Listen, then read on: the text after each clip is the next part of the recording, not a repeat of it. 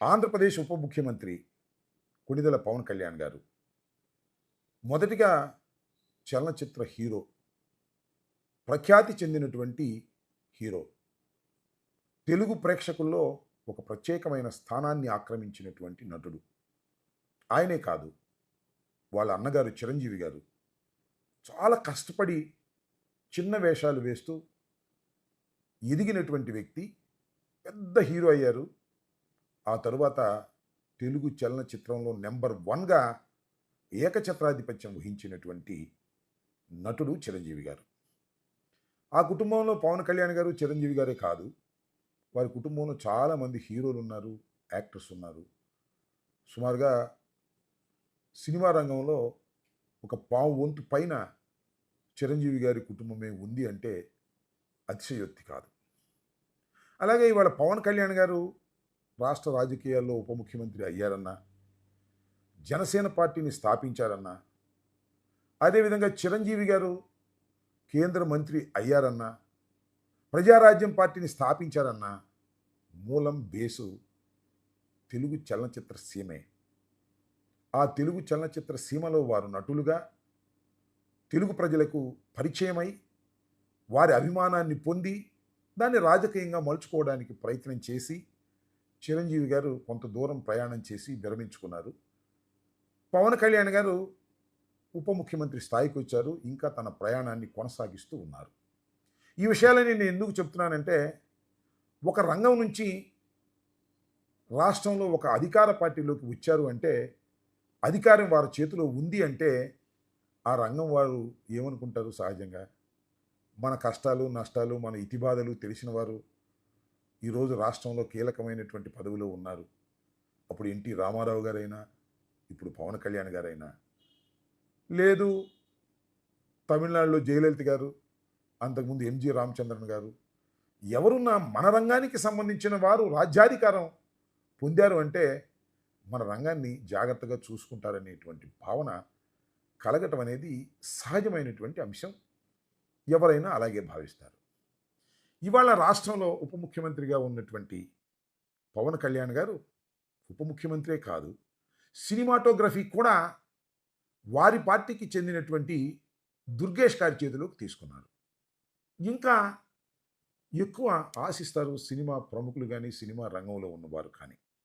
అయితే ఇక్కడ అంశం ఏంటి అంటే, ఇవాళ సినిమా నిర్మాతలతోనూ, ఎగ్జిబిటర్స్తోనూ, డిస్ట్రిబ్యూటర్లతోనూ ఉప ముఖ్యమంత్రి గారు ఘర్షణ వాతావరణానికి రావడం అనేది కొంత ఆశ్చర్యాన్ని, ఆయన తెలివి తక్కువ తనాన్ని, ఆయన గర్వాన్ని, ఆయన ఈగోని సూచిస్తుందనేది నాకు స్పష్టమైనటువంటి అభిప్రాయం ఉంది. ఎందుకంటే హరిహర వీరమల్లు ఈ సినిమా పాపం ప్రారంభించి 4-5 సంవత్సరాలు అవుతుంది. పాపం నిర్మాత అల్లాడిపోతున్నాడు. మొదటిగా డైరెక్షన్ తీసుకున్నటువంటి దర్శకుడు పారిపోయాడు. తర్వాత పాపం నిర్మాత గారి కొడుకే ఇవాళ దర్శకుడై ఆ సినిమాను పూర్తి చేశారు. ఎట్టకేలకు చిట్ట చివరకు కాల్ షీట్లు ఇవ్వక ఇబ్బంది పడి, బయటికి చెప్పుకోలేక నానా ఇబ్బంది పడి ఆ సినిమాని పూర్తి చేసుకున్నారు. జూన్ 12వ తారీఖున అది రిలీజ్కి సిద్ధమవుతుందని ప్రకటించారు. ఈ లోపల ఏం జరిగింది? థియేటర్ల యజమానులకి, డిస్ట్రిబ్యూటర్స్కి మధ్యన కొద్దిగా వివాదం తలెత్తింది. ఆ వివాదానికి ప్రధానమైన కారణం ఏంటంటే పర్సంటేజ్. ఇప్పుడు మల్టీప్లెక్స్లో ఇచ్చేటటువంటి సదుపాయాన్నే థియేటర్లకు కూడా ఇవ్వాలి అనేది ఒక డిమాండ్ ఎప్పటి నుంచో ఉంది, ఇవాళ నుంచి కాదు. 2-3 నెలల నుంచి నలుగుతూ ఉంది. 1వ తారీఖు నుంచి సింగిల్ థియేటర్స్ అన్నీ కూడా మేము సమ్మె చేస్తాము, థియేటర్లు మూసేస్తాము అన్నారు. ఇది 100% యాదృచ్ఛికంగా జరిగిందే తప్ప హరిహర వీరమల్లుని రిలీజ్ కాకుండా ఆపాలనేటువంటి దురుద్దేశంతో కుట్ర పని జరిగింది కాదు అనేది చాలా స్పష్టం. కానీ పవన్ కళ్యాణ్ గారు మరి ఆయన తెలివి తక్కువతనమో లేకపోతే మరొకటో నాకు తెలియదు, కానీ నా హరిహర వీరమల్లును ఆపడం కోసమే ఇవాళ ఈ కుట్రంతా జరుగుతుంది అనేది ఆయన అభిప్రాయపడ్డాడు, ఆవేశపడిపోయాడు. వెంటనే దీని మీద అసలు ఎందుకు వీళ్ళు థియేటర్ సమ్మె చేస్తున్నారు, నేను 12వ తారీఖు నా చిత్రం రిలీజ్ అవుతుంటే 1వ తారీఖు నుంచి వీళ్ళు చేస్తున్నారు కాబట్టి ఇది కేవలం నా మీద పగతోనే చేస్తున్నారనేటువంటి ఒక భ్రమతో దుర్గేష్ గారి చేత ఒక ఎంక్వైరీ చేయించారు.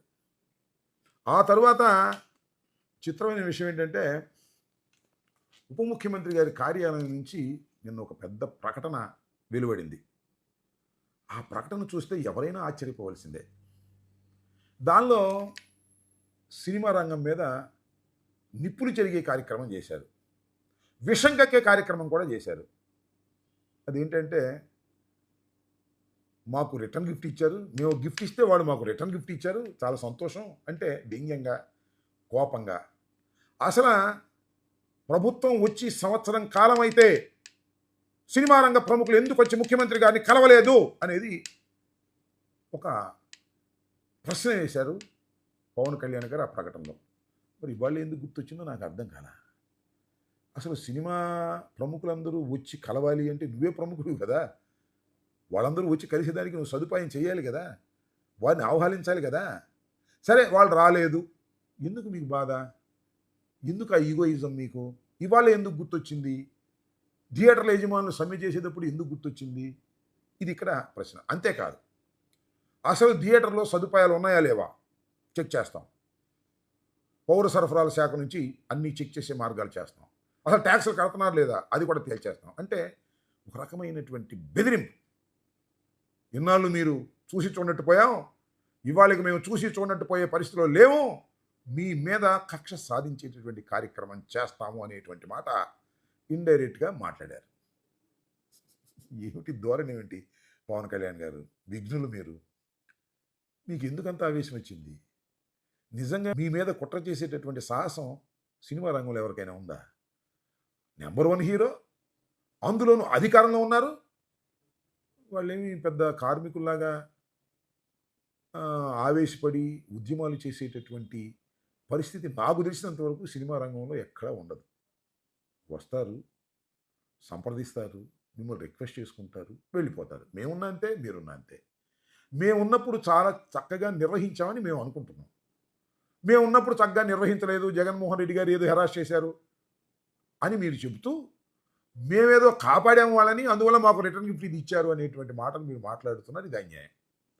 మీరు సినిమా రంగం నుంచి వచ్చి ఇంత ఎదిగినందుకు మీరు సినిమా రంగానికి గిఫ్ట్ ఇవ్వాలా? మీరు వాళ్ళని సక్రమంగా చూసుకోవాలి. ఇది చేయాల్సినటువంటి విషయం. ఎందుకు విషయం కక్కుతారు? నాకైతే స్పష్టమైనటువంటి అవగాహన ఉంది. హరిహర వీరమల్లుని రిలీజ్ కాకోకుండా ఆపటం కోసం థియేటర్లు సమ్మె చేయటం లేదు. వారి సమస్యల కోసం వారు సమ్మె చేస్తున్నారు. యాదృచ్ఛికంగా రెండు ఒకసారి జరిగినాయి. అసలు మీ హరిహర వీరమల్లు ఎప్పుడు రిలీజ్ అయ్యిద్దో, ఎన్నిసార్లు డేట్లు ఇచ్చారో ఒకసారి వెనక్కి వెళ్ళి ఆలోచించుకోండి. అనేక సార్లు అనేక డేట్లు ఇచ్చారు. చివరికి ఎట్టకేలకు చిట్ట చివరకు ఈ మధ్యనే వాళ్ళకి డేట్లు ఇచ్చి 12వ తారీఖున రిలీజ్కి మీరు డేట్ ఇచ్చారు. మంచిదే.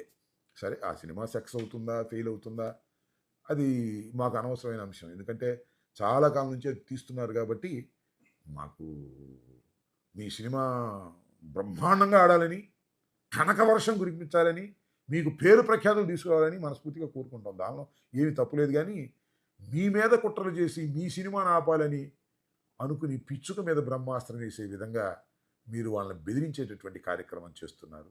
ఇది సినిమా ఫీల్డ్ నుంచి వచ్చిన మీకు తగదు అనేది నా సలహా. మీరు పాటిస్తారా లేదా అది వేరే అంశం. అఫ్కోర్స్ చివరికి సమ్మె విరమించుకున్నారనుకోండి, విరమించుకోక థియేటర్లు క్లోజ్ చేసుకుని వాళ్ళు కూర్చునేటువంటి పరిస్థితి ఉండదు. థియేటర్లకు ఉండే ఇబ్బందులు థియేటర్లకు ఉన్నాయి, మల్టీప్లెక్స్కి ఉండే ఇబ్బందులు మల్టీప్లెక్స్లకు ఉన్నాయి. థియేటర్లు చాలా చోట్ల పడగొట్టేసి కళ్యాణ మండపాలు చేసుకునేటువంటి సందర్భాలు ఉన్నాయి.